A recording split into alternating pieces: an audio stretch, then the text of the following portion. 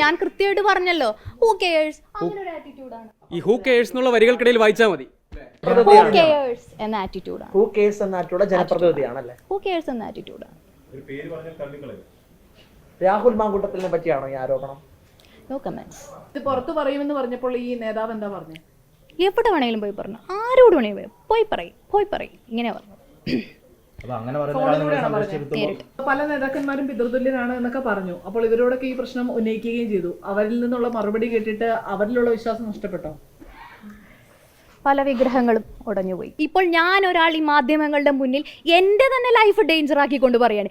ഇനിയെങ്കിലും ആ പ്രസ്ഥാനമാണ് ചിന്തിക്കേണ്ടത്. ഞാൻ അതിനെക്കുറിച്ച് ഒന്നും പറയുന്നില്ല. മുതിർന്ന നേതാക്കന്മാർ ഇനിയെങ്കിലും ഇത്തരത്തിലുള്ള യുവ നേതാക്കന്മാരെ നിയന്ത്രിക്കാൻ തയ്യാറാവണം. അതാണ് എനിക്ക് പറയാനുള്ളത്. ഒരു നിയന്ത്രണം ഏത് രീതിയിലാണെങ്കിലും നിയന്ത്രിക്കണം. അങ്ങനെയാണെങ്കിൽ ജനപ്രതിനിധിയായിട്ട് തുടരുന്നതിനും അർത്ഥമില്ല അല്ലേ? ഏത് രീതിയിലാണെങ്കിലും അത് അവർ തീരുമാനിക്കേണ്ട കാര്യമാണ്. അത് ഞാൻ അതിനകത്തൊരു അഭിപ്രായം പറയേണ്ട കാര്യമില്ല.